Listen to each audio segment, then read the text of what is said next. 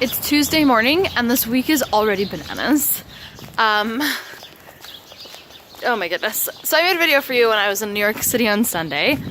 And then I took the bus home and was home for approximately 15 minutes, 7 of which were spent cutting my hair.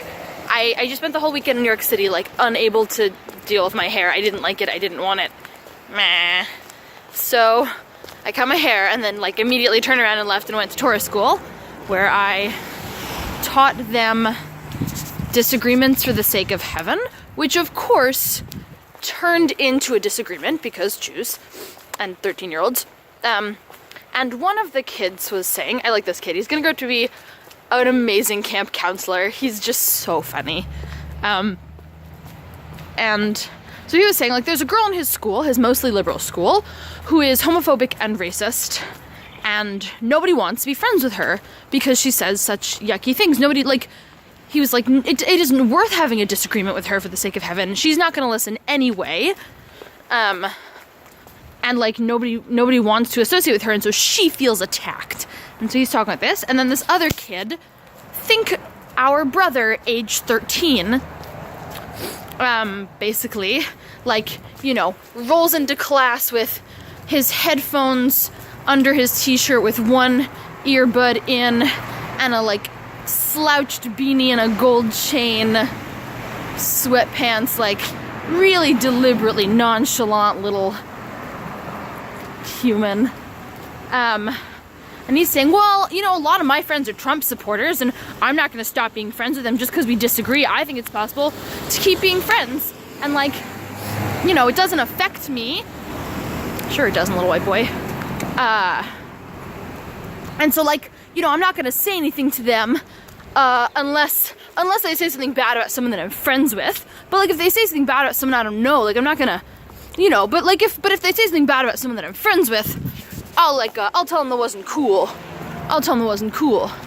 And so I've got my teacher face on and I'm like, oh, so you're, just, you know, I just want to make sure I understand. So you, first kid, you know, L, you wouldn't, you feel like if someone is discriminating against groups, even that you're not a part of, that it is egregious enough that you're not willing to engage. But you, A, I just, you know, I want to make sure I understand. You don't feel the need to stop engaging just because this person is discriminating against groups that you're not a part of, right? Oh, I mean like if you know, whatever, if they say something bad, I'm gonna tell them it wasn't cool. But you know, like if they say something like a friend of mine, I'll walk right away. I won't engage. I'm like, okay, so you'd respond differently if it were someone you didn't actually know. And just like watching this small human backpedal and try to extricate his foot from his mouth brought me immense pleasure that really shouldn't have as a teacher. But like, oh shit. Like he's a real smart kid. Basically, listen, this kid's gonna go far, but he might not go nice places. Just watching him backpedal as I like asked him very carefully neutral questions to make sure I understood what he was saying was marvelous. That might have been the highlight of my teaching experience that day.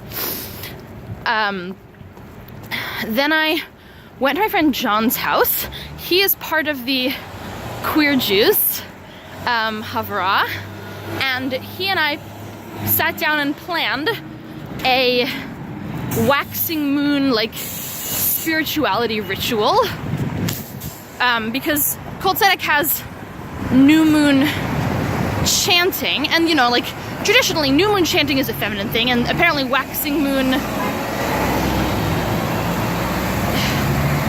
it's not like, he called it full moon howling, which I still think is pretty funny, but it's like waxing moon shouts of devotion is a pretty masculine thing, and we're looking to do it in a queer way because queer Jews.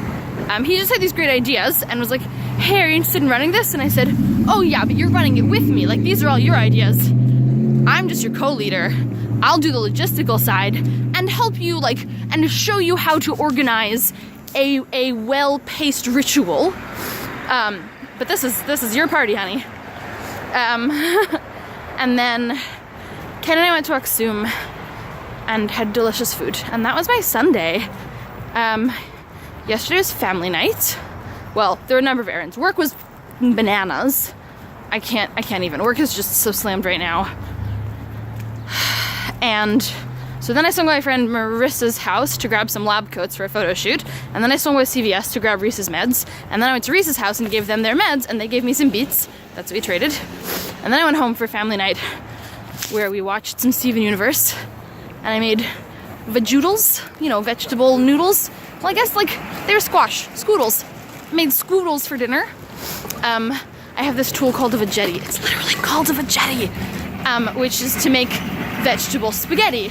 You like put the vegetable in there and you crank it, and it gives you your noodles, your scoodles, or your zoodles if it's zucchinis. I really like zoodles, both the name and what they taste like. Zoodles. And then I went to Jacob's place, and now for the next 2 days I have so much stuff. Today I've got work, and then tonight I have class, and then tonight I need to finish writing a lesson plan for tomorrow, and also pack my bag for a photo shoot. And then Wednesday I have work until 1, and then I'm hightailing it out to Divine Providence, where I'm doing a continuing education class with the staff members at Divine Providence. My professor will be there observing me to make sure I'm like a legit teacher. Then I have my regular 3 sessions with the 3 residents that I work with. Then I have to get my butt somehow from Springfield to 8th and Market, where I'm gonna take a train out to Patco. We're gonna take a Patco train out to New Jersey for a burlesque photo shoot for promotional materials for the burlesque show that I'm organizing, which you've probably seen on Facebook. I'm apparently producing and directing a burlesque show. This happened very quickly. And after the photo shoot, I come back to Philly at, you know, like midnight. Those are the next 2 days of my life, and I'm gonna die. I'm not literally gonna perish. It's just a lot. I can't do it. I mean, I'm gonna, but Jesus. All right, I'm at 7 minutes, and I'm at the train station.